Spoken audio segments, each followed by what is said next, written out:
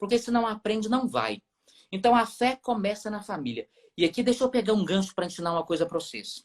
Quando alguém falar para vocês assim, esse negócio de batizar criança, isso aí é bobagem, isso aí é invenção. Prova para mim na Bíblia onde que fala que tem que batizar criança. Aqui na Bíblia, em Atos dos Apóstolos, e não somente, também nas cartas de Paulo. São Paulo, conta em Atos dos Apóstolos, que São Paulo chegou a Roma na casa de Lídia. Lídia foi uma mulher que recebeu Paulo em Roma. Paulo chegou lá e pregou para Lídia, ou seja, ó, pregou pela fé. A fé entrou pela pregação de Paulo na orelha, no ouvido da Lídia e da família dela. E diz o texto, Lídia e todos os seus familiares foram batizados. Será que não tinha criança? Será que era todo mundo já adulto, velho? É claro que tinha, gente, é óbvio. Né? Em outros textos dos Atos dos Apóstolos diz, Pedro entrou na casa de Cornélio e batizou a ele e todos os seus. Ou seja, todos foram batizados. Então, aí aqui para explicar o sentido que ele está falando.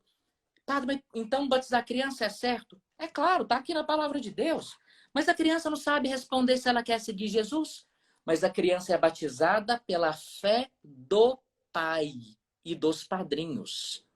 São os pais e os padrinhos que apresentam a criança diante do altar e diz, olha, padre, lá em casa todo mundo é católico.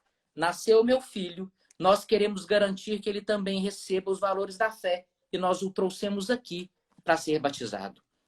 Tanto que quem já participou de batismo que eu celebro, eu gosto sempre de falar isso. E lá na hora de batizar, eu pergunto para a família, o que vocês estão pedindo para a igreja? E a família responde, o batismo. Né? Ou seja, a criança é batizada na fé dos pais.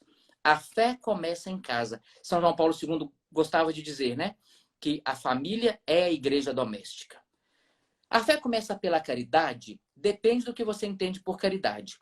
Se caridade você está entendendo que é ajudar os pobres, os mais necessitados, não somente.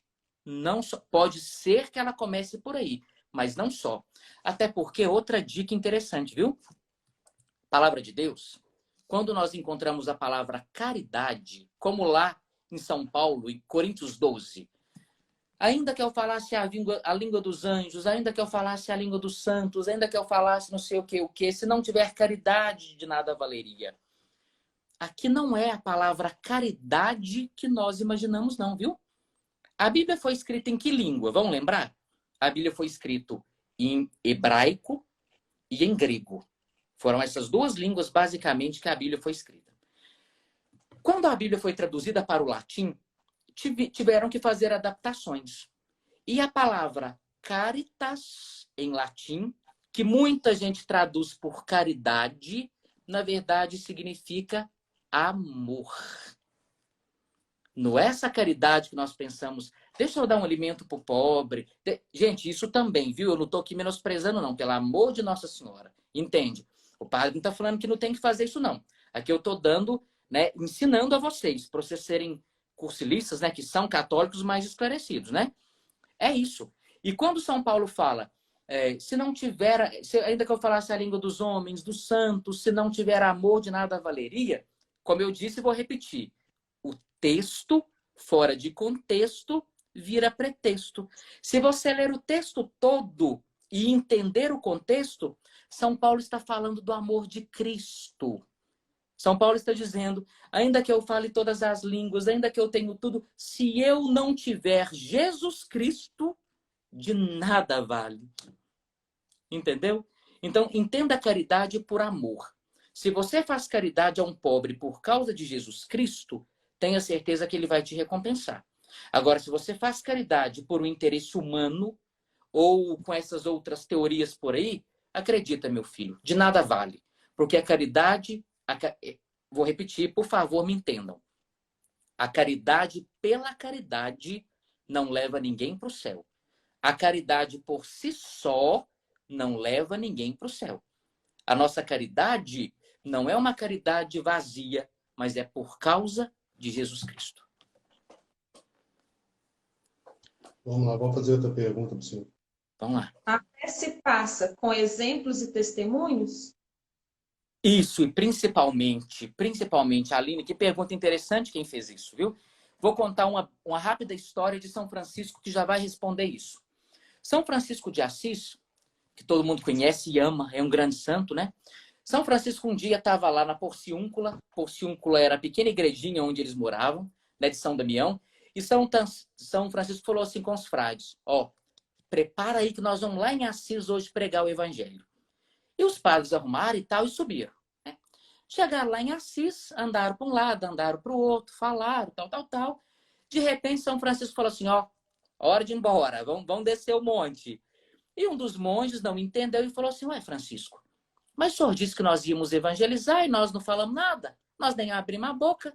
E São Francisco disse assim: se a nossa presença não evangelizou, nenhuma palavra bastaria. Pronto, filho. Fé é testemunho, viu? É a primeira coisa. Deixa eu voltar aqui nos apóstolos, Aline, já vou te passar de novo, viu? Rapidamente aqui. O que é que fez com que a igreja chegasse até nós? O testemunho. O testemunho. Se Pedro e Paulo não tivessem tido a coragem de morrer para testemunhar, se os santos ao longo da história não tivessem tido a coragem de morrer, vamos pensar aqui na história mais próxima de nós. O Brasil tem 500 e poucos anos. Pensa nos padres portugueses que vieram nas caravelas para cá. Os padres que vieram para cá, gente, nunca mais voltaram. Nunca mais viram a família deles. Nunca mais voltaram para a Europa. Eles sabiam que vinham para morrer, porque depois não tinha jeito de voltar. E eles vinham para quê? Por causa de Cristo. Por causa de Cristo. O que o mundo está precisando hoje é que você, meu filho cursilista, e eu também, tenhamos coragem de morrer por causa de Cristo. Sabe? Que o seu quarto dia seja de fato um quarto dia que nem São Paulo. Que se precisar cortar sua cabeça, você casado, você solteiro, você jovem, não importa. Que você tenha coragem de deixar cortar seu pescoço por causa de Jesus. O mundo hoje precisa disso. Para que o seu quarto dia não se torne sétimo dia. E você está entendendo o que é que eu estou falando? Tem muita gente que sai lá do cursilho no entusiasmo pelo quarto dia, mas logo, logo ele vira sétimo dia. Esquece. Ficou para trás. O que é que valeu? O que o mundo está precisando não é de sétimo dia, mas é de quarto. De gente que tem a coragem de morrer por causa de Jesus. Aline, é só porque me veio um exemplo aqui na cabeça, deixa eu concluir com isso.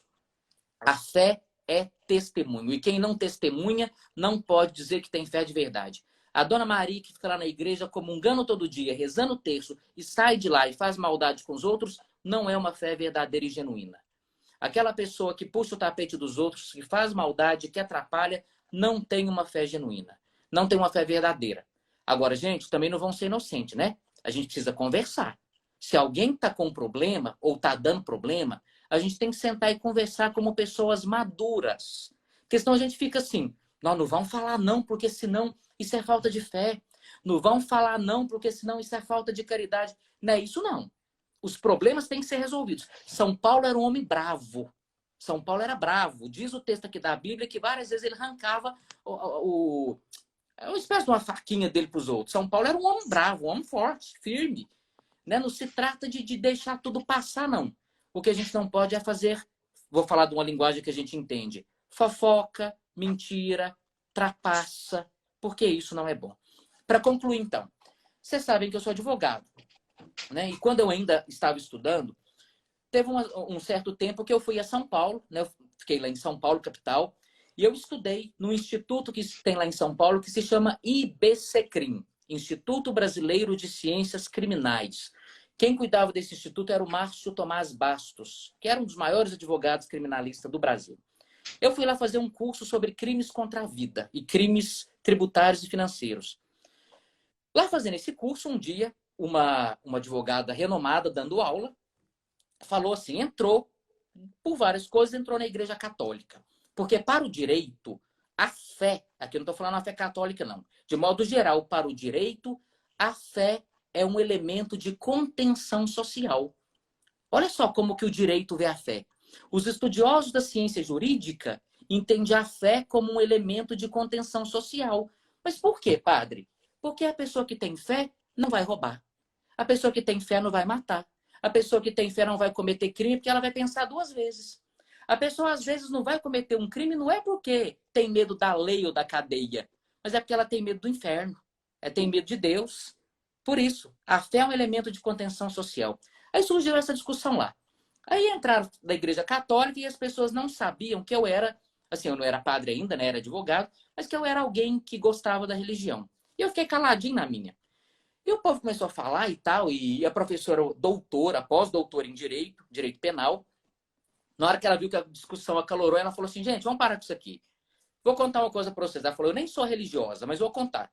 Ela falou, por que essa igreja católica não acaba? Ela ainda usou essa expressão. Por que essa igreja não acaba? Ela falou, essa igreja não acaba e não vai acabar enquanto existir homens e mulheres dispostos a dar a vida por ela. E é isso.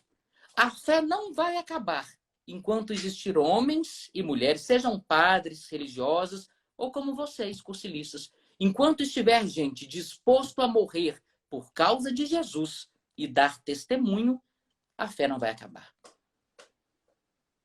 Vai lá, dona Aline. Só queria agradecer a presença e falar para o senhor que o nosso coordenador diocesano do movimento de cursilhos, José Batista, da cidade de Santo Antônio do Monte, está presente com nós aí. Parece que ele teve dificuldade com a internet também, que ele disse que ele não é muito bom com esses macetes, não, mas ele entrou aí agora, tá? Ele está presente com a gente, é uma pessoa maravilhosa, uma pessoa que dá a sua vida não só pelo movimento de cursilho, mas por Jesus Cristo. Ele é um verdadeiro cristão comprometido, por isso que eu queria falar com o senhor que ele está junto conosco, essa pessoa maravilhosa.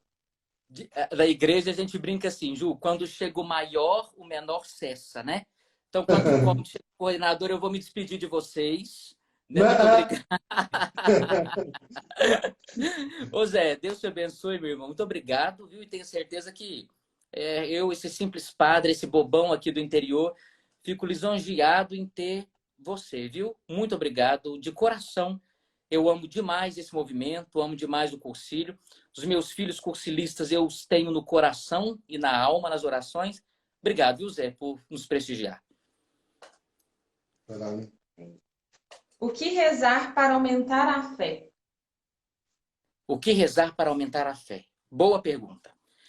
A igreja nos coloca no catecismo da igreja, né? Se você ainda não leu, no momento que você tiver a oportunidade, dá uma passada nele. O catecismo da igreja nos coloca uma hierarquia de orações, da oração principal, da mais importante, até aquelas mais simples. Para aumentar a fé e para qualquer outra circunstância da vida, qual é a oração principal, a maior de todas? De todas, de todas, de todas, a missa. A missa é a maior de todas as orações. E contra a missa ninguém pode. Não importa se é uma missa numa catedral, com um bispo, todo cheio de solenidade, se é o Papa lá no Vaticano, todo chique, ou se é aquele padre mais simples, mais humilde, lá no meio desse mundão, rezando a missa, não importa. É a missa. Viu? Então, a missa é a maior de todas as orações. Depois da missa, a leitura com a palavra de Deus. Sabe, gente, nós católicos, temos a nossa Bíblia aberta lá dentro de casa e, às vezes, a Bíblia fica lá tomando poeira. No Salmo 90, que eu sei, né? Fica aberta lá. Salmo 90 aberto de enfeite também não faz nada para ninguém, não, viu? Salmo tem que ser rezado. Então, rezar a missa, rezar com a palavra de Deus, ouvir uma homilia. Nesse tempo de pandemia, eu estou me reinventando. Vocês sabem que eu nunca tinha rede social e nem gostava. Agora eu estou tentando fazer o máximo para estar perto de vocês, né? Todo dia lá no YouTube, no Facebook, eu coloco a homilia do dia. Né? Então, se você quiser, é uma opção, viu, gente? Entre tantas outras que tem, né? Para você ouvir, quem sabe, a homilia do dia. Então, a missa, a palavra de Deus, que é o segundo ponto de oração principal. E o terceiro também, que é muito importante, que a gente não deve esquecer, são as devoções marianas. O terço, o ofício de Nossa Senhora, essas são as orações. Então, padre, essas orações vão me ajudar a aumentar a fé? Sim. É com isso que nós vamos alimentando a nossa fé. A Eucaristia, a palavra, as devoções marianas. E é claro, né?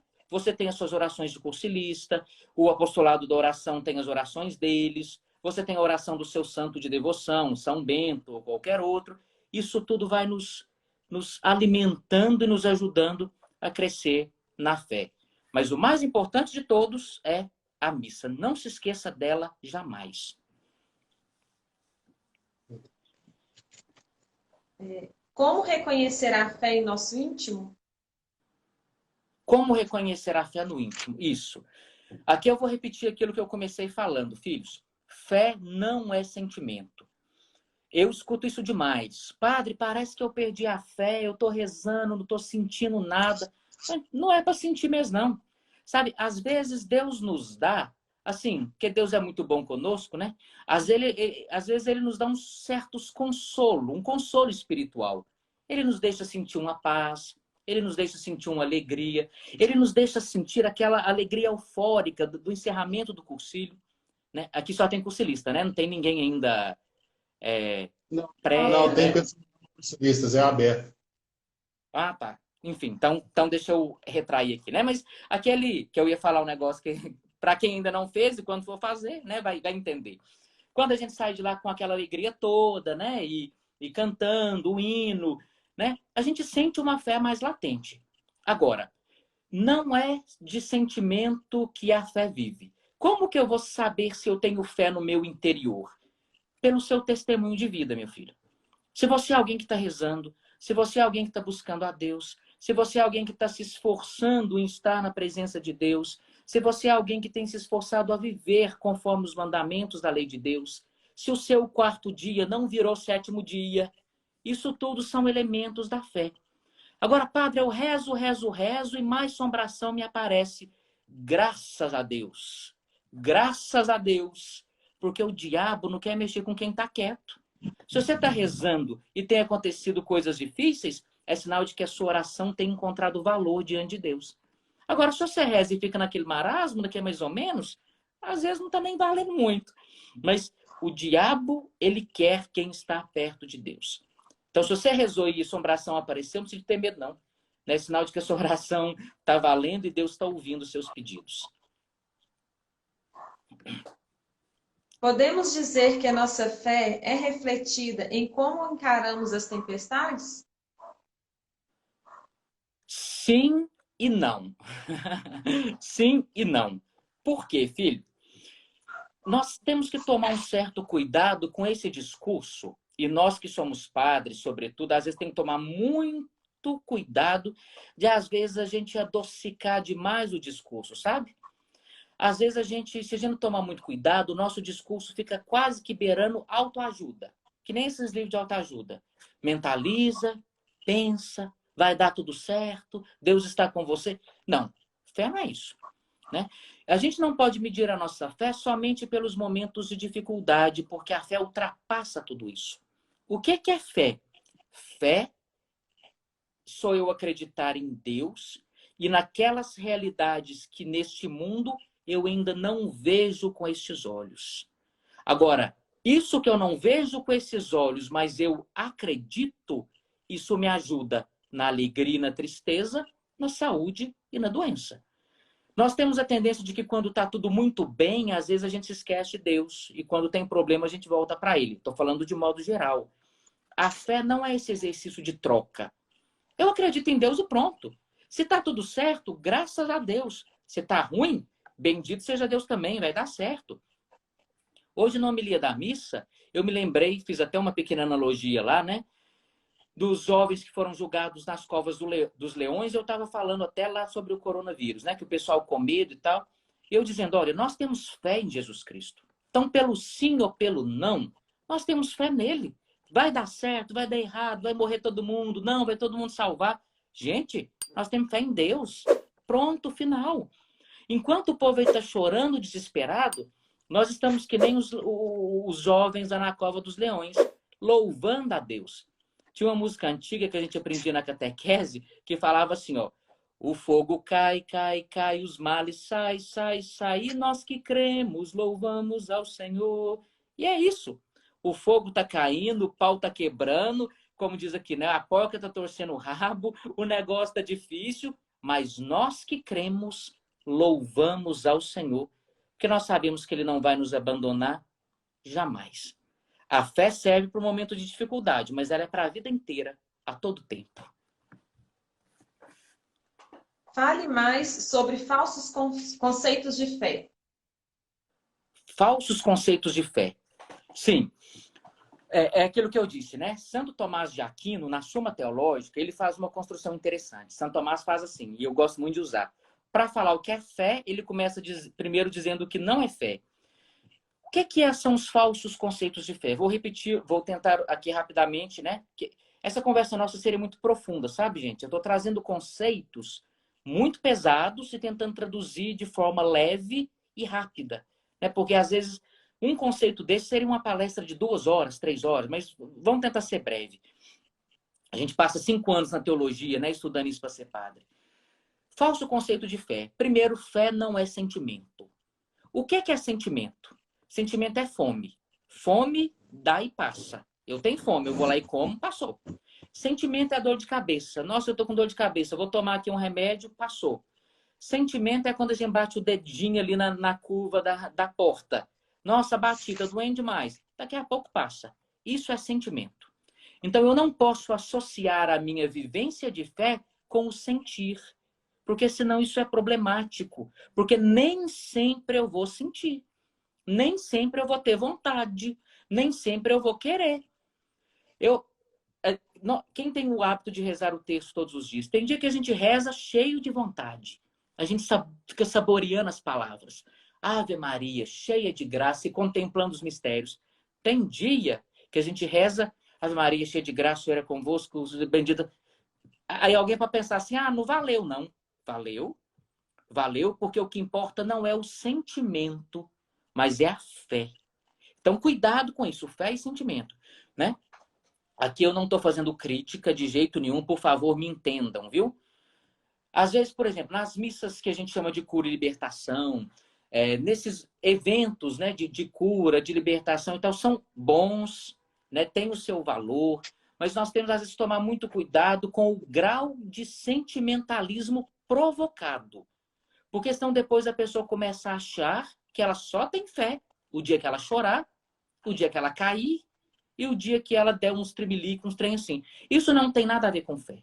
Fé é muito além disso. Segunda coisa, né? Segundo o mau conceito de fé. A fé como... falei da fé como sentimento. A fé como expressão para as coisas presentes. Tem gente que acha que a fé é só para as coisas que estão aqui, né? E às vezes até os folhetos e alguns padres, né? Aqui não estou falando de nenhum, peço perdão até, né? Quando às vezes faz uma pregação muito, vamos construir o reino de Deus, vamos fazer o reino de Deus, as nossas mãos tecem o reino de Deus, como se a nossa fé fosse uma fé muito ativa, no sentido de construir coisas neste mundo. E não é. Gente, nesse mundo nós não vamos dar conta de construir nada. Porque Jesus já falou, o meu reino não é deste mundo.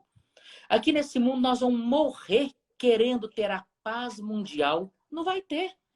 Não vai ter. E não é que o padre é pessimista não, gente. É porque não tem jeito, né? Nós vamos morrer, vamos fazer tudo para acabar com a fome do mundo. Nós não vamos dar conta. Vamos fazer de tudo para acabar com, sei lá, com os analfabetos. Gente, não tem jeito. Esse negócio de construir o reino de Deus nesse mundo como se a fé fosse para as coisas deste mundo é uma teologia errada. É claro, vou fazer um parênteses, a nossa fé nos compromete com as coisas do mundo. Entenda isso. Nós temos que trabalhar para a paz, nós temos que ajudar os que precisam, nós temos que estar aqui para auxiliar os irmãos. Agora, transformar a fé num conceito meramente mundano, temporal, isso é um erro. Porque a fé é para o além. A fé é o que me garante que um dia eu vou dar um abraço em Nossa Senhora, que eu amo tanto. Essa Nossa Senhora que eu fiquei aqui no meu quarto, às vezes rezando e imaginando como é que ela é. Como é? É que nem o Padre Zezinho, não sei se eram verdes seus olhos, se tinha cabelo moreno. Eu fico imaginando. Essa Nossa Senhora que um dia, se eu ver ela de longe, eu quero correr tanto para dar um abraço nela e falar com ela umas palavrinhas. Não é que eu fico aqui imaginando como é que deve ser Jesus. Assim mesmo, né? Como é que deve ser lá no céu, se é que um dia eu vou chegar lá? Isso é fé. É a esperança naquilo que eu ainda não vejo, mas eu acredito e sou capaz de morrer por aquilo que ainda há de vir. Tem uma pergunta, às vezes, eu não sei, é um mérito que a gente não sabe do que a gente está falando, mas a pergunta foi passada, então eu vou fazer a pergunta para o senhor. Às vezes a gente não consiga a resposta. Tá. Está sendo muito engrandecedor repetir isso, e a maioria das perguntas aqui dá para fazer uma escola vivencial com elas. Maravilhoso, maravilhoso mesmo. Então, está sendo muito enriquecedor. A forma que o senhor está respondendo é a forma que as pessoas estão perguntando. Que não adianta a gente fazer umas perguntas que não têm sentido. As perguntas estão tendo sentido e está fazendo muito bem. Eu tenho certeza que está chegando muitas pessoas. Amém. Na maçonaria existe fé? Eita, meu Deus, aí nós temos que perguntar para eles. É. Assim, é um tema difícil, polêmico, né, que cria muitas coisas, mas deixa o padre explicar uma coisa para vocês. Na maçonaria existe fé? Olha, para a instituição maçonaria, eu não posso responder, porque instituição é instituição, né?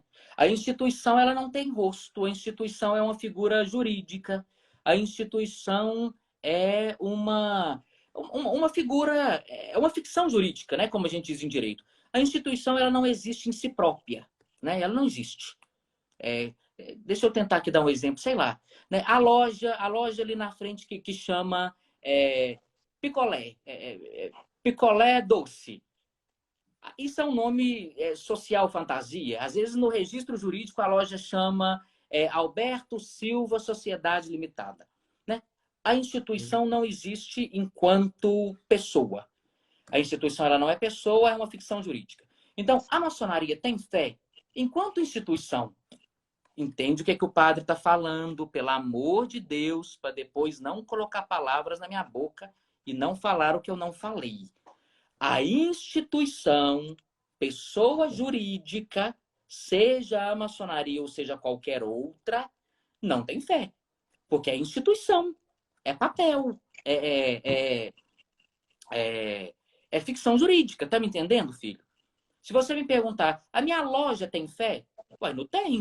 Sua loja não tem fé, porque sua loja é instituição, é papel. Né? Então, a instituição não tem fé, porque é uma ficção jurídica. O que é a maçonaria? Nada mais é que uma espécie de associação, de reunião de pessoas. Agora, se você me perguntar, as pessoas que compõem a maçonaria, elas têm fé? Tá vendo? Aí a gente desloca a pergunta. A instituição não tem porque é uma ficção jurídica, né? É um papel. Agora, as pessoas que compõem a maçonaria, elas têm fé? Aí, para mim, é muito difícil de responder, porque individualiza. Aí vai de cada pessoa. Pode ser que sim. Né? Pode ser que hajam pessoas ligadas à maçonaria, que sejam devotos, que tenham fé, que acreditem. Pode ser que não também. Né? Pode ser que tenha um ou outro lá que às vezes não tem uma fé muito clara, muito esclarecida. Aí particulariza. Né? E para o particular é difícil do padre te responder com certeza. Mas eu acredito que sim. Acredito que tenham pessoas que tenham fé. Né? Depende, é claro, depende de cada pessoa, né? É isso que eu estou dizendo. Depende de cada um. Né? Como eu disse, a instituição não, porque aqui nós estamos falando de uma ficção. Agora, as pessoas que a compõem, eu não posso responder por elas, né? E elas não estão aqui, mas eu acredito que pode sim, que pode haver pessoas que fazem parte lá e que sejam pessoas de fé. Pode ser, não estou dizendo nem que sim, nem que não. Né? Porque fé, cada um responde por si. Né? E ninguém responde pelo outro. Tem um testemunho, tem um pequeno Pode, estou te ouvindo. testemunho e uma pergunta. Não sou muito de orações formuladas. Rezo com as minhas próprias palavras e rezo mais para Jesus. Estou errada? Não sou muito de... Repete, por favor. Não sou muito de orações formuladas. Eu rezo com as minhas próprias palavras e rezo mais para Jesus. Eu estou errada? Sim e não. Deixa o padre explicar. Por que sim e não, filhos? Primeira coisa, as orações decoradas, elas fazem parte do tesouro da igreja. O que é isso? São orações que vieram dos apóstolos, que foram passando de geração em geração e chegaram até nós. E muitas delas são bíblicas, né? Então, por exemplo, quando nós rezamos o Pai Nosso é uma oração decorada, mas nós rezamos porque Jesus nos ensinou. Quando nós rezamos a Ave Maria é uma oração decorada. Padre, prova para mim na Bíblia onde está a Ave Maria.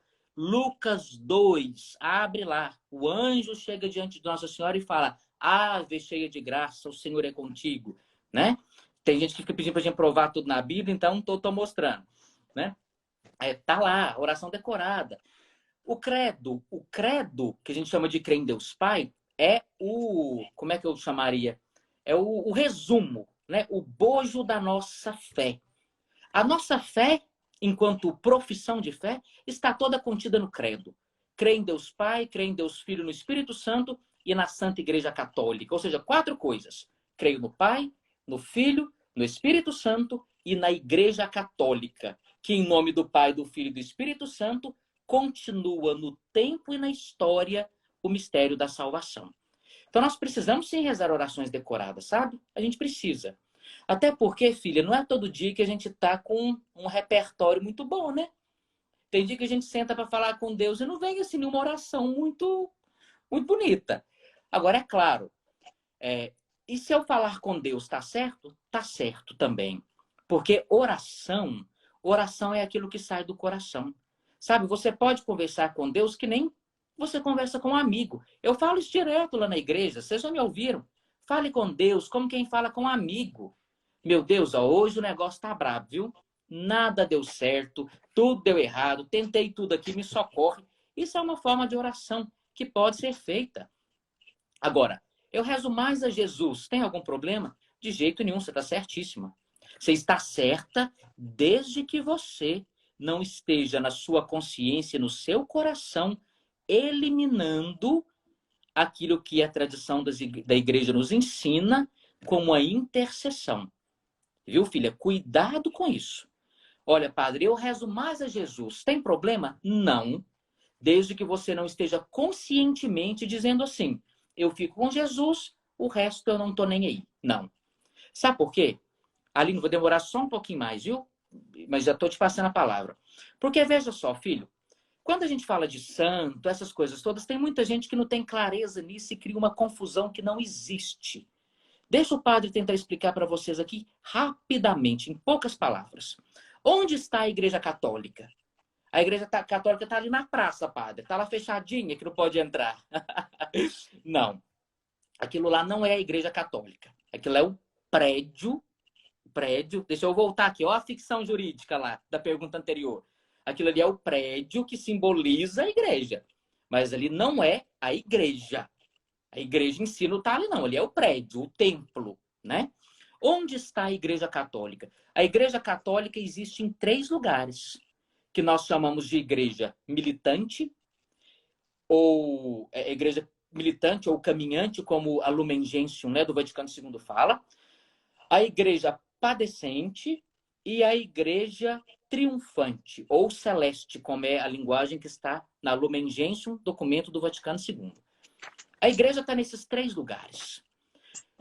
O que é a igreja militante ou caminhante ou peregrina? Somos nós. Você e eu que estamos vivos, entre aspas, né, vivos para esse mundo, que estamos aqui caminhando.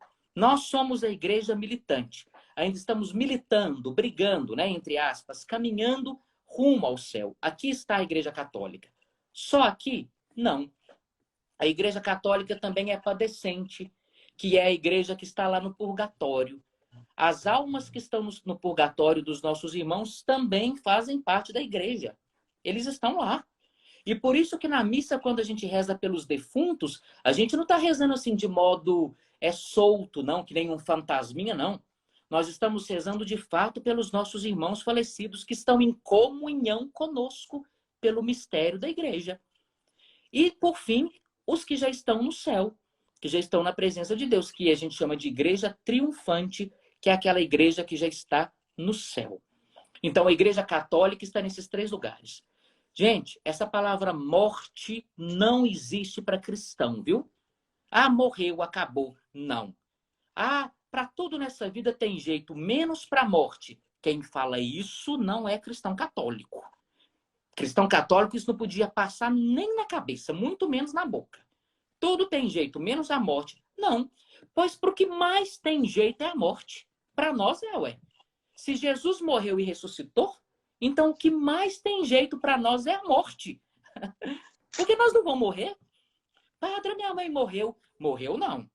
Ela agora te escapa nesses olhos, mas ela está junto conosco na igreja, seja no purgatório ou seja no céu. Vou repetir Exupéry, meu povo. Só se vê bem com os olhos do coração, porque o essencial é invisível aos olhos. Padre, mas meu pai morreu, eu estou sentindo demais. Morreu não. Ele voltou para os braços de Deus. Um dia nós vamos encontrar? Claro que vamos. A igreja continua unida. Então a mesma igreja católica está no céu, no purgatório e aqui na terra. Então, fiz essa volta toda para explicar a questão que ela perguntou, né? Eu rezo só a Jesus. Pode? Claro que pode. Mas desde que você não esteja excluindo as outras verdades de fé. Padre, eu não gosto de santo. Tem um problema nisso? Tem. Porque a palavra de Deus fala dos santos no sentido de buscar a santidade. A tradição da igreja fala dos santos não como seres mágicos, não como seres especiais, não como seres acima de Deus. Nada disso, meus filhos. Vocês lembram do exemplo que eu dei agora há pouco do menino? O menino que gosta do Neymar, a menina que gosta lá de não sei quem, né? O Homem-Aranha, o Homem de Ferro, a Mulher Maravilha. Os santos para nós nada mais são que modelos de seguimento de Jesus Cristo. Eu olho para São Bento e eu não penso que São Bento é maior ou melhor do que Deus. Mas eu olho para ele e penso, São Bento, você conseguiu seguir a Jesus Cristo de perto. Eu vou tomar o seu exemplo para que eu também consiga seguir a Jesus Cristo, tendo você como um modelo, um exemplo. Então, pode rezar para Deus, mas não exclua as outras coisas. Pai, mas eu não tenho devoção com santo nenhum. Não tem problema. Basta que você respeite, que você acredite e professe essa fé. Lembra lá quando a gente reza no credo? Creio na comunhão dos santos. O que é a comunhão dos santos?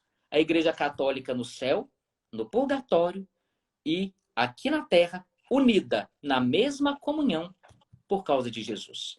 Demorei, viu, Aline? Mas é porque essa pergunta dela era pesada. Precisava um pouquinho mais de demorar, tá? Eu vou pedir às pessoas que tenham compreensão. Eu acho que a gente vai fazer para o senhor só mais uma pergunta, que a gente tem só mais uns 5 ou 6 minutos. A gente queria que o senhor desse uma bênção final. Tem muita pergunta. Tem muita pergunta para se fazer ainda, mas como a gente ia ficar 1 hora, a gente já ficou 2. Aí, se o senhor quiser continuar, tem muita pergunta ainda. Ou a gente faz uma pergunta agora, ou a gente faz outra live outro dia, que o senhor tiver à disposição. Isso aí é tranquilo. A gente vai fazer mais uma. E as pessoas nos desculpem. Vai ficar algumas sem responder, sem ser respondidas agora, mas a gente pode criar um outro momento para isso. Tá? Porque eu queria que o senhor desse uma bênção final depois para a gente. E eu acho que o nosso tempo está ficando pequenininho. Eu fico com dó, assim, com dó no sentido assim, né, de que se as pessoas estão perguntando é porque elas têm dúvidas de fé e esses momentos aqui são tão raros, né? Mas eu entendo, quem sabe no outro momento, estou à disposição. Tá. Se o senhor quiser continuar também mais uns 15 minutos depois, o senhor que sabe. Só que de acordo com o que o senhor puder. Estou à disposição de vocês. Estou à disposição. Tá, vamos fazer pergunta. Qual o caminho para a fé? O caminho para a fé é Jesus Cristo. Nós não podemos perder isso de vista. Ele nos respondeu, eu sou o caminho, a verdade e a vida. Temos os santos, temos Nossa Senhora, temos esse depósito da fé. Meus filhos, mas na carta aos Hebreus, capítulo 4, versículo 11 e 12, está escrito, caminhemos confiantes com os nossos olhos fixos em Jesus. Jesus é o Salvador, é para Ele que nós temos que olhar. Nós temos o exemplo e a intercessão de Nossa Senhora, nós temos a ajuda dos santos como modelos, mas é Jesus o grande modelo. Então é nele que nós vamos nos embasar, né? pela palavra de Deus, pela leitura da Bíblia, por momentos como esse, que todos nós estamos crescendo na fé. Como eu disse, né? Fé se discute, fé se conversa, fé se estuda, fé se aprende. E é isso que nós estamos fazendo aqui. Ter os olhos sempre em Jesus Cristo. E para concluir, né, com essa pergunta, que eu acho que é uma coisa importante, até para dar uma sintetizada e concluída aqui no nosso assunto. Se formos continuar, Juliana, eu estou à disposição. Agora, se vocês acharem que já deu também, estou com vocês. Viu? Estou com vocês, porque vocês quiserem. Estou aqui. Né? Vamos lá. Ficar aqui até... Daqui a pouco o povo cansa de mim e vai embora. Na hora que você vê que eles estão saindo, aí nós vamos. Mas olha só. Concluindo, então. Todo esse nosso discurso sobre a fé. Eu falei que nós temos que tomar muito cuidado com essas questões de fé, né? Fé em quê ou fé em quem? E também com o discurso da caridade que nós conversamos. A nossa fé, gente, é em Jesus Cristo. Guarda o que o padre vai dizer. De tudo isso que nós conversamos aqui, se você guardar isso, eu já fico satisfeito. Olha só. A fé cristã não é uma fé de ideologia, não é uma fé de filosofia, não é uma fé de pensamento, não é uma fé de elucubração. Nós não seguimos uma teoria, uma mensagem, uma reflexão. Nós não seguimos um modelo humano. Nós não seguimos uma simples filosofia. Nós seguimos uma pessoa. A fé cristã é uma fé personalizada. Nós não seguimos um ideal. Nós não seguimos um modelo, nós não seguimos uma filosofia de vida, nós seguimos um Deus que se fez homem e se revelou. Nós seguimos a Jesus Cristo. Eu não sei se vocês conhecem o livro que eu escrevi. Estou fazendo propaganda não, viu? Estou fazendo propaganda não. É só para mostrar, né? Você sabe, né, que o Padre Almerindo e eu, nós escrevemos esse livro Quem é esse Jesus? E por que foi uma das motivações que eu escrevi esse livro junto com ele? Porque muitas vezes a gente começava a conversar, o que é ter fé? Quem é Jesus? As pessoas falavam coisas lindas, mas não chegava nem perto daquilo que é o principal.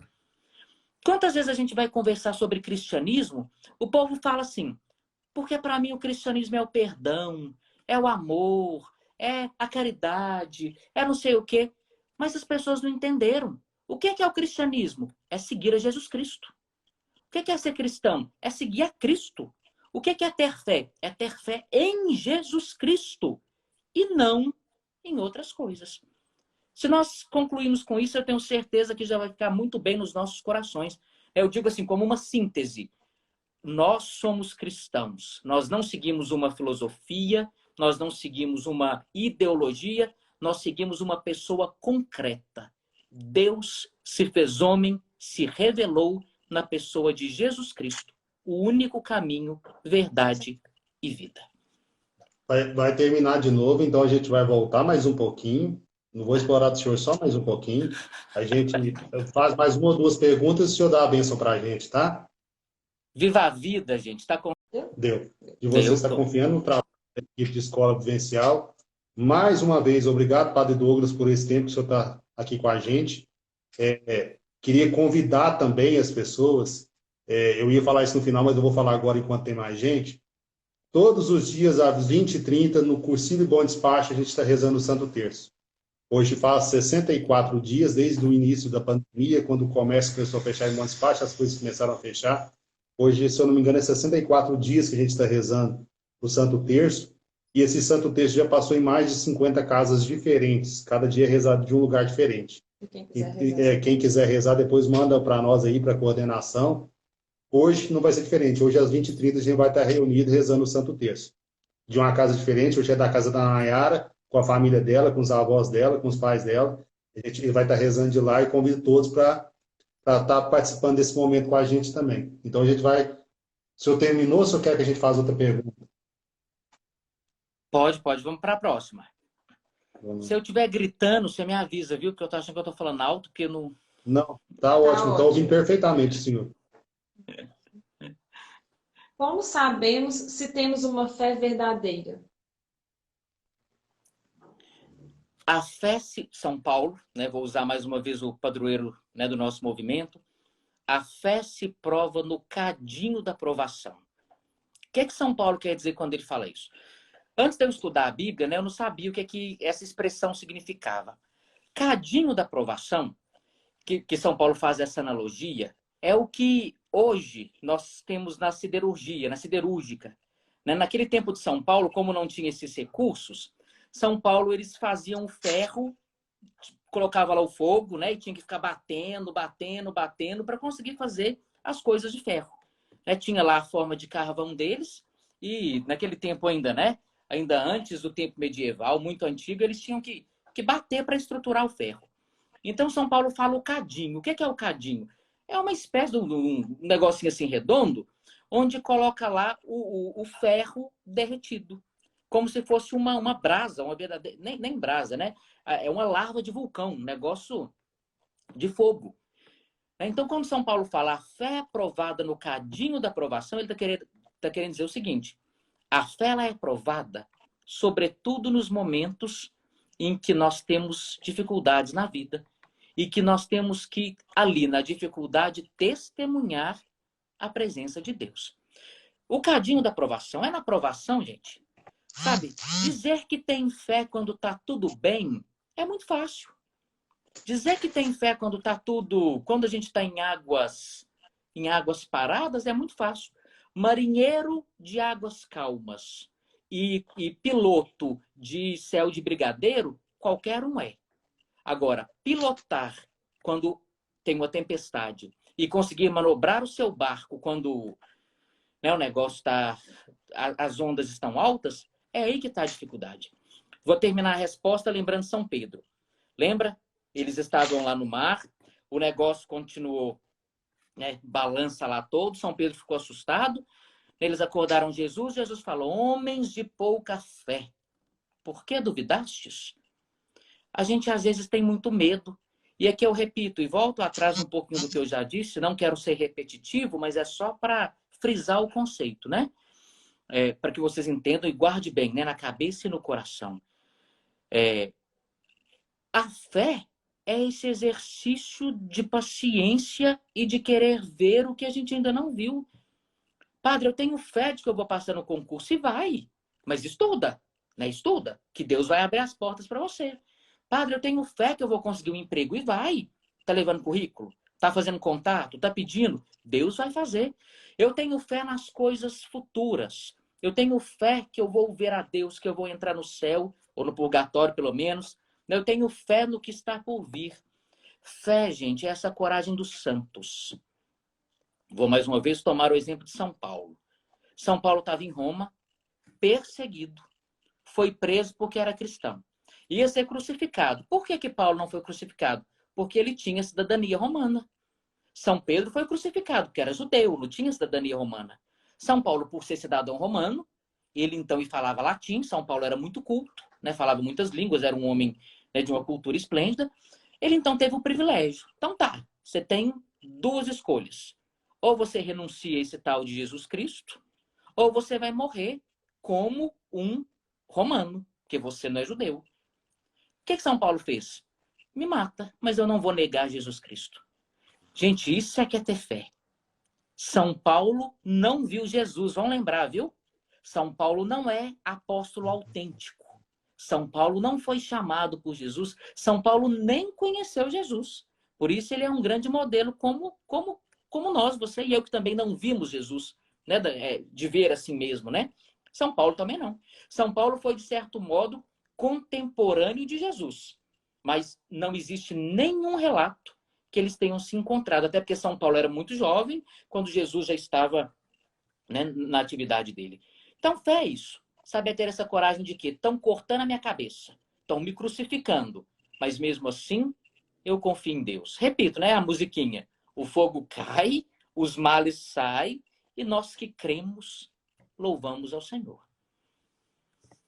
Tem algumas perguntas que a gente não está fazendo, quero esclarecer para as pessoas, que tem algumas perguntas, na fala do senhor, o senhor já respondeu.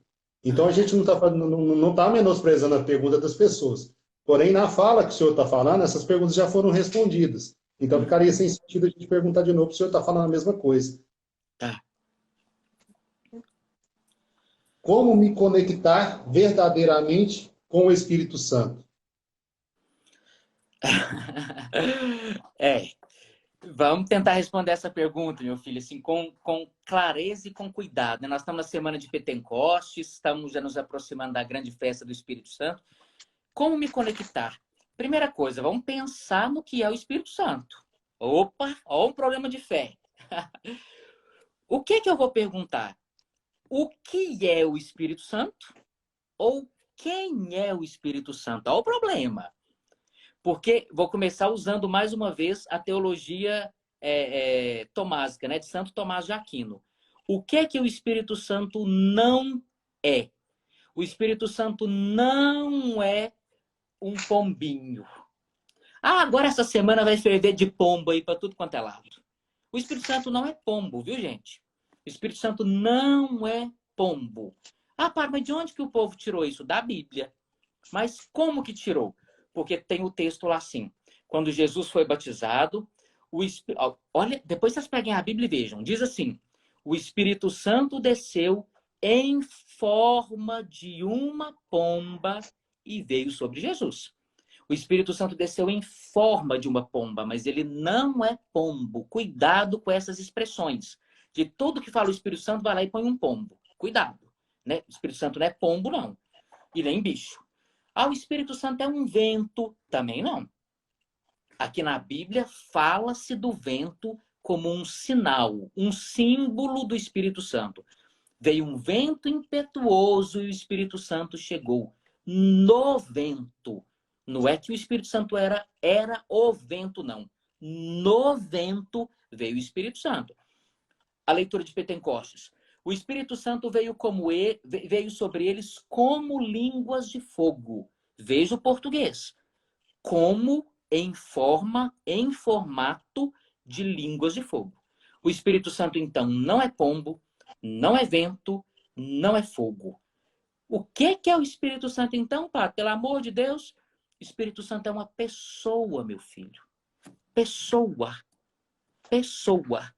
Pessoa, cuidado, aqui, deixa eu tentar consertar um pouco, né? Que aqui a gente entra em umas coisas muito profundas, tá vendo, Ju e Aline? Eu tento ser rápido, mas é porque aprofunda muito, né?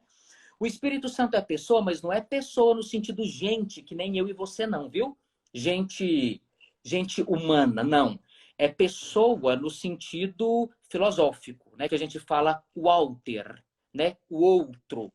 O Espírito Santo é uma pessoa. Eu vou até ousar dizer, mas me entendam. O Espírito Santo é gente, mas não é gente humana. É gente, pessoa, como um verdadeiro outro, no sentido filosófico teológico. Quando eu falo o Pai, o Filho e o Espírito Santo, eu estou falando de 3 pessoas, 3 gente. Entendeu? Pra você entender? 3 gente. Padre, mas 3 gente que nem a gente? Não. Não é 3 gente que nem a gente, não. Não é gente humana, não é pessoa humana. Né? O Espírito Santo é a terceira pessoa no sentido filosófico, teológico da Santíssima Trindade. Pronto, rápida catequese. Então tá, Padre, como que eu me conecto com o Espírito Santo? Como que eu entro em sintonia com ele? É o pombo? Não, porque pombo só faz caquinha na gente, né? É um fogo? Também não, porque fogo queima a gente. É um vento? Também não. Gente, pombo, fogo e vento são formas da manifestação do Espírito Santo, mas não é ele, viu? Não é ele. O Espírito Santo é gente, é pessoa no sentido filosófico. E para eu me conectar com ele, como é que eu faço? Pela oração. O único jeito de nós termos acesso à força do Espírito Santo é pela oração e de modo muito especial pelos sacramentos. A confissão, a missa. Lembra na hora da consagração o que é que o padre faz? Por isso nós os pedimos, ó Pai, enviai o Espírito Santo. E o padre estende a mão assim, né? Para que essas ofertas se mudem no corpo e no sangue. Quem que vai transformar o pão e o vinho no corpo e no sangue de Cristo? O Espírito Santo. Enviai o Espírito Santo. Sabe? O Espírito Santo como aquele que conduz a igreja. Por que a igreja chegou até nós hoje, gente? A igreja já era para ter acabado há muito tempo. todos os grandes impérios do mundo caíram. Veja só, o Império Romano caiu, o Império Otomano caiu, o Império Persa caiu, o Império Grego, helenista, caiu. Todos os impérios caíram e a igreja continua de pé há mais de 2000 anos. Por causa do padre Douglas? Não. Por causa dos papas, dos padres? Também não. A igreja está de pé pela força do Espírito Santo. É o Espírito Santo que conduz a igreja e que conduz a todos nós. Sabe? É ele. E eu vou até falar uma coisa para vocês aqui, viu? Estou entre amigos, né? Pessoas esclarecidas na fé. Escuta o que o padre vai dizer. Se a igreja dependesse de nós, gente, a igreja tinha acabado, ó, há muito tempo. Porque nós humanos, cheios das nossas vaidades, dos nossos problemas, das nossas ambições, nós já teríamos acabado com a igreja há muito tempo. Se você me perguntar assim, padre, prova para mim que a igreja católica é a igreja de Jesus Cristo. Prova para mim que a igreja é de Deus. Uma prova simples, é que ela está aí até hoje e não acabou. Porque se a igreja fosse uma instituição humana, nós homens já teríamos acabado com ela há muito tempo por causa da nossa vaidade, da nossa ambição, do nosso egoísmo e por aí vai. A igreja é de Cristo e ela é conduzida pelo Espírito Santo e por isso que ela está aqui. Né? Padre, então como é que eu conecto com o Espírito Santo? Por meio da oração. Rezando, pedindo o Espírito Santo para encher a sua vida, se abrindo ao Espírito Santo, pedindo ele para te conduzir, rezando cada vez mais a oração dele, participando da missa. Quando você comungar, né, peça ao Espírito Santo para entrar dentro de você e fazer ali sua morada. Chame o Espírito Santo para fazer parte da sua vida. Né? Tem uma oraçãozinha, acho que é até da Canção Nova, né, que é até muito bonita, né? Espírito Santo, o que nós vamos fazer hoje? Espírito Santo, me ajude. Como é que eu vou conduzir isso daqui? Né? Me encha com seus dons, me ajude a dar conta disso. Né? Se relacionar com o Espírito Santo como quem se relaciona com uma pessoa. E como que eu me encho nele? Na oração. E concluindo, já a última coisa, né? Voltando àquela pergunta de alguém que perguntou sobre as orações decoradas, padre, eu não gosto de rezar oração decorada, gosto mais de rezar de modo livre. Mas veja só, o que significa... Agora eu vou unir as duas perguntas para responder aqui, para dar uma análise boa para vocês. O que significa oração decorada? Oração decorada, meus filhos, significa a oração que vem do coração. Esta palavra que em português nós falamos decorado, são duas palavras do latim, que significa decor. No latim, coração é cor, cor cordis. Então, decor, ou seja, aquilo que vem do coração. É isso. Então, quando eu falo assim, eu vou rezar uma oração decorada, no fundo, o que a gente está falando? Eu vou rezar uma oração que vem do coração. Porque a palavra decorado vem do latim decor, né? Aquilo que vem do coração. Vamos... eu vou fazer para o senhor mais uma pergunta, então, que eu acho que os esclarecimentos são fantásticos. Teve uma pessoa que comentou aí que isso não está sendo uma escola, está sendo uma universidade. E está sendo pós-graduação. Nós estamos ficando pós-graduados. Então, eu vou fazer mais uma pergunta para o senhor e depois eu vou dar uma palavrinha para o senhor.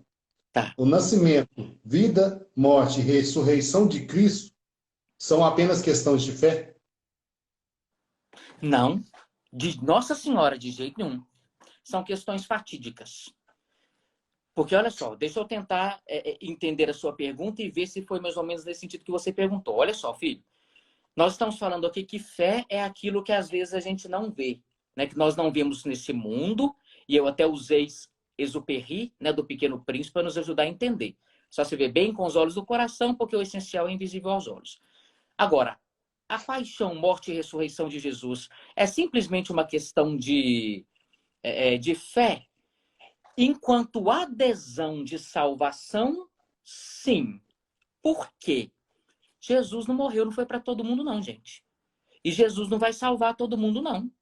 Não é todo mundo que vai para o céu, não. Isso é uma ilusão. Né? No próprio rito da missa está escrito, né? Em latim, que infelizmente o português traduzido de um modo meio equivocado. Quando a gente reza assim, pela salvação de... como é que a gente reza lá? Deixa eu lembrar da parte. Pela salvação de todos. Não é pela salvação de todos. É pela salvação de muitos. Mas quem são esses muitos? Aqueles que aderiram a Jesus Cristo. Para ser salvo, precisa aderir a Jesus Cristo. Este é o requisito sine qua non, para falar em latim, né? É o requisito sem o qual, que não tem jeito.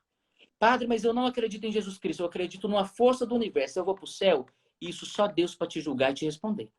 Mas, a princípio, só vai para o céu quem adere a Jesus Cristo. Então, se você perguntou nesse sentido, sim. Padre, a paixão, morte e ressurreição de Jesus é uma questão de fé? É, em termos de adesão. Agora, deixa eu olhar pelo outro lado, que eu não sei se foi o que você pensou. Ah, tá bom, padre. Então quer dizer que a paixão, morte e ressurreição de Jesus, se é uma questão de fé, é se eu acreditar ou não? Quer dizer, não aconteceu de fato? É uma questão de fé? É se eu quiser? Se eu achar? Aí não, filhos. De jeito nenhum.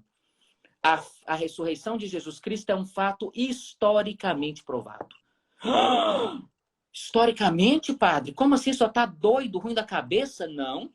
Historicamente provado. Até quem é ateu tem que entender que a ressurreição de Jesus foi algo factual. Aconteceu.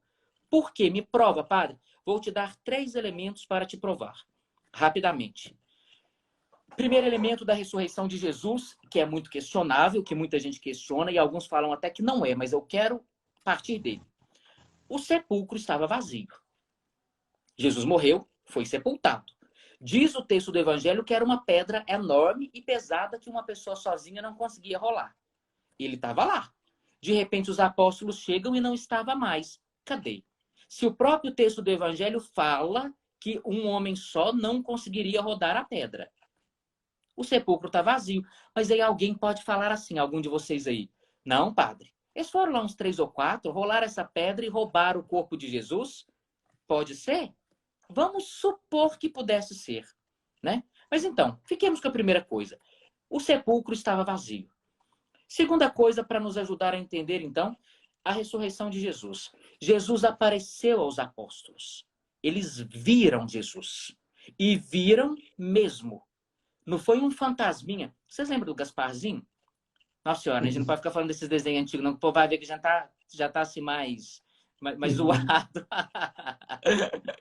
Jesus não apareceu para os discípulos, não foi como o Gasparzinho, não, sabe? Aquele fantasminha camarada, voando assim bonzinho. Não.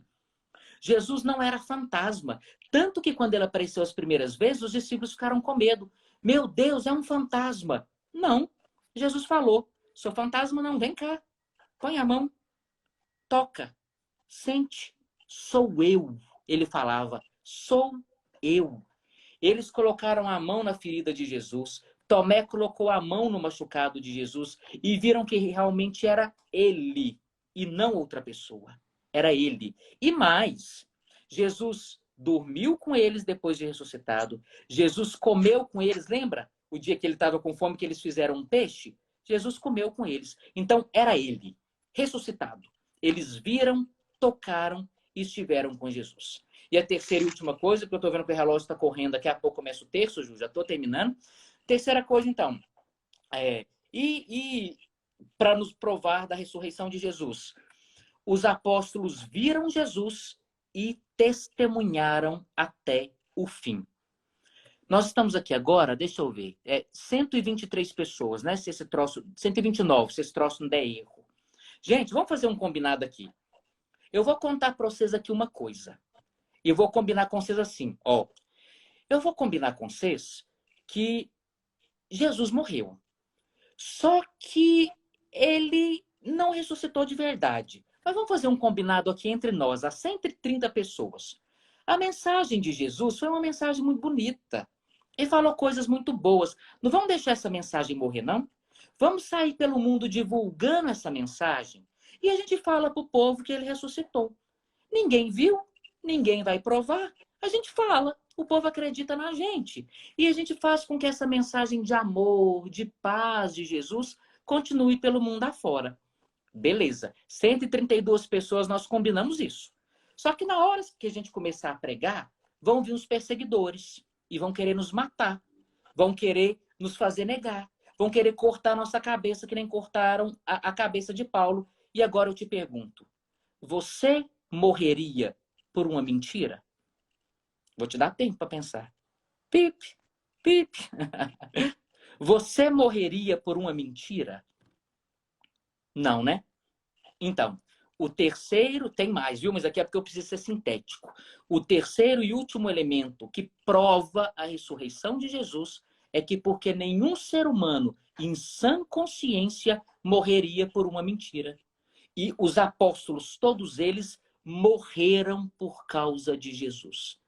Morreram porque viram o Senhor ressuscitado. Ninguém morre por mentira. Ninguém morre por uma historinha bem contada. Ninguém morre por uma filosofia.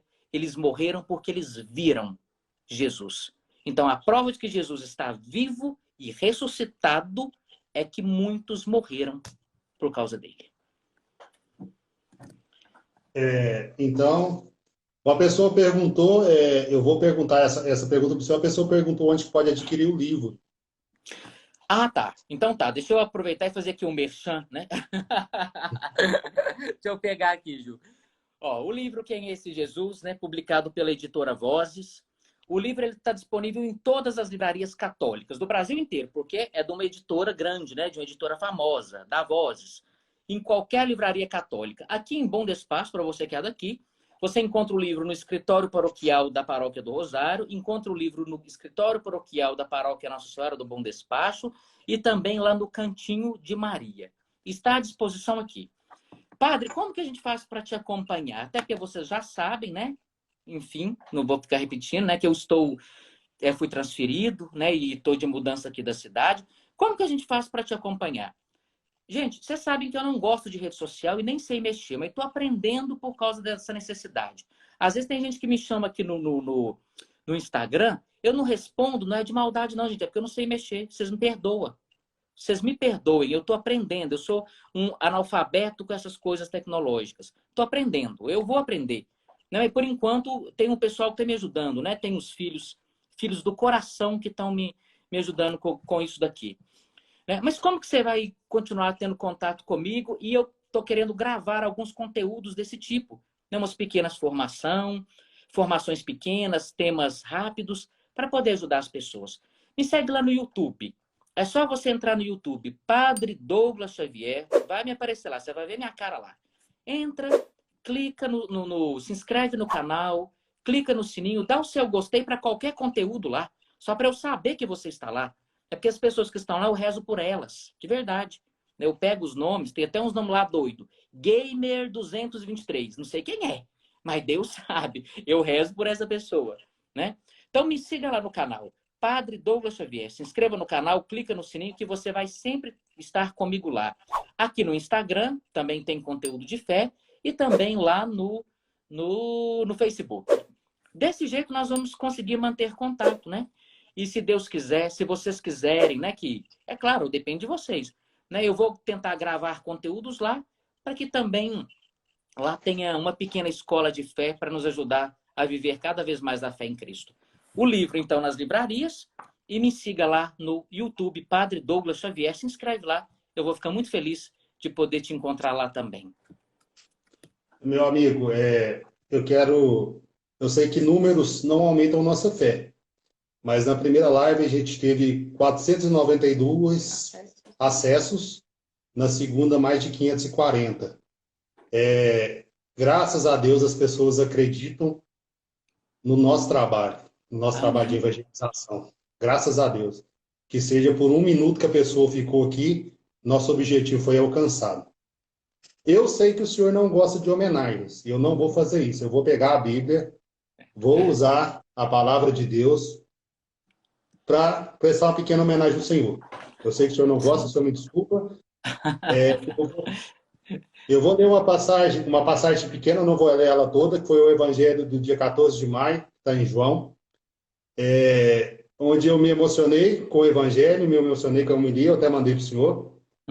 Eu quero usar essa passagem para te fazer uma pequena homenagem. Está lá em João 14, de 9 a 17. Foi o Evangelho do dia 14. Como o Pai me ama, assim também vos amo.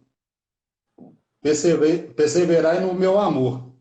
Se guardarem os meus mandamentos, serei constantes no meu amor, como também guardei os mandamentos do meu Pai. Persisto no seu amor. Disse-vos essas coisas, para que a alegria esteja em vós e a vossa alegria seja completa. Esse é o meu novo mandamento. Amai-vos uns aos outros como eu vos amei. Ninguém tem amor maior do que dar a vida por seus amigos. Eu sei que o Senhor está dando a vida por nós. Eu sei que o Senhor abriu mão de muita coisa, de uma carreira bem-sucedida de advogado, para estar aqui hoje falando para nós. E eu queria falar, eu acho que todo mundo tem o sonho de falar. Eu te amo, meu amigo. Obrigado por fazer parte das nossas vidas. Obrigado pelo que o Senhor faz pelo seu povo. Obrigado pelo carinho que o Senhor tem com a Santa Igreja Católica, com Jesus Cristo e com Nossa Senhora. Eu te amo, meu amigo. Tenho certeza, Juliano, Aline, que é recíproco, viu? E a todos os meus filhos aí, cursilistas, é recíproco. Eu encontrei o meu tesouro. E por mais que seja difícil segui-lo, eu também não posso ser inocente, né, de achar que eu vou ter só glórias. São Paulo teve a cabeça cortada, São Pedro foi crucificado de cabeça para baixo, os outros santos, cada um teve o seu martírio. É isso o meu objetivo, dar a vida por Jesus, ainda sofrendo incompreensões, e etc, etc, etc. Eu falo que nem São Paulo. Eu sofro com alegria porque eu associo o meu sofrimento ao associo de Cristo na cruz. E o que eu quero dizer a vocês, né, finalizando já, agradecer de coração o convite do Cursilho. Né, eu até vi algumas pessoas passando aqui que nem são cursilistas, que entraram aqui para poder acompanhar. Muito obrigado. Juliana e Aline, o convite de vocês me fez muito bem. Muito obrigado. Deus lhes pague. Espero ter ajudado de coração. E eu termino dizendo que o quarto dia de vocês seja de fato um quarto dia de verdade. Né? Que não deixem se tornar um sétimo dia. Não enterrem e não celebrem o funeral do Cursilho, da experiência de Deus que vocês viveram nesse movimento tão bonito. Né? Mas para frente, vamos embora, gente. Fé, força. Nós marchamos sobre o sangue de Cristo e não podemos ter medo. Essa semana Jesus vai falar no Evangelho assim: coragem. Eu venci. No mundo havereis de ter tribulações. Coragem. Eu venci o mundo e comigo vocês também vencerão. A minha palavra é de agradecimento, viu? Agradecimento mesmo pela amizade, pelo amor que vocês me passam, pelo carinho de vocês. É agradecer, não tem outra coisa. Eu sou um padre simples, um padre humilde, um padre aqui, né, do interior. Não sou nenhum padre famoso, não sou nenhum padre aí de expressão.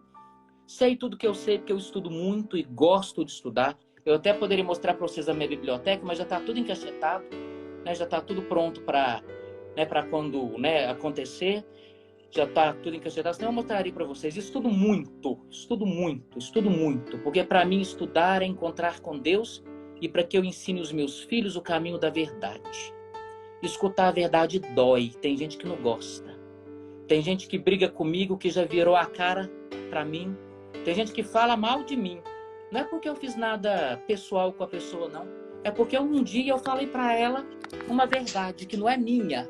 É uma verdade de Deus. Mas tem gente que não quer a verdade, que prefere ser iludido pela mentira. Né? Pago o preço. Eu pago o preço de querer ser um padre fiel à igreja. A igreja não é minha e nem o sacerdócio não é meu. Eu sou um privilegiado da igreja ter me deixado ser padre. É ela, a igreja, a Cristo toda a honra e toda a glória e não a mim. Não fiz nada mais do que a minha obrigação. Eu vou me deitar daqui a pouco, todo mundo sabe que eu durmo muito cedo. Eu também acordo cedo, né? Vocês sabem disso. Mas eu vou deitar com a consciência de que sou um servo inútil. Não fiz nada além do que era a minha obrigação. A vocês, obrigado, me perdoem e rezem por mim. Beijo no coração. Amém, meu amigo. Amém. Fica com Deus. Deus abençoe a caminhada do Senhor. Onde o Senhor estiver, saiba que a gente vai estar rezando para o Senhor, que a gente vai estar de joelhos pelo Senhor. Eu peço muito ao pessoal do Cursilho que a gente fala direto, que a gente precisa dobrar mais nossos joelhos e rezar mais. E o Senhor pode ter certeza que a gente vai estar de joelhos pelo Senhor. O Senhor sabe que a nossa casa é a extensão da sua casa. Quando o Senhor precisar desses humildes amigos do Senhor, o Senhor sabe que pode contar com a gente e que a gente está aqui na oração pelo Senhor. Dá uma benção final para a gente se despedir. E, obrigado. Mais uma vez, muito obrigado.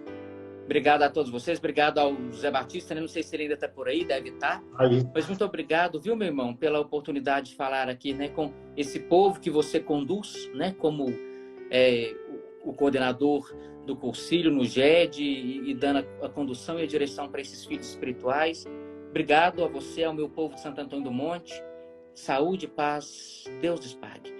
Vamos pedir então a bênção de Deus por intercessão de Nossa Senhora, de São Paulo, nosso padroeiro, para que ele nos inflame com a mesma fé que um dia o coração dele foi inflamado a ponto de deixar tudo e largar tudo por causa de Jesus. Peçamos por intercessão de Nossa Senhora, de São Paulo, que chegue até você, a sua casa, a sua família, a sua vida, o seu coração, as suas necessidades para você que está sofrendo, passando por algum aperto, que chegue até você, pela imposição das mãos do sacerdote, pelo ministério da Igreja, intercessão de São Paulo e de Nossa Senhora, a paz, a proteção e a bênção de Deus Todo-Poderoso. Em nome do Pai, do Filho e do Espírito Santo. Amém. Amém. E viva a vida! Viva a vida! Mais uma vez eu vou convidar o pessoal para hoje às 20h30, nesse mesmo canal, Cursilho Bom Despacho, para rezar o texto com a gente. Estamos todos os dias rezando o texto. Quem tiver oportunidade, está sendo maravilhoso e cheio de graça. Obrigado, meu amigo. Valeu. Beijo no coração. Com Deus. É.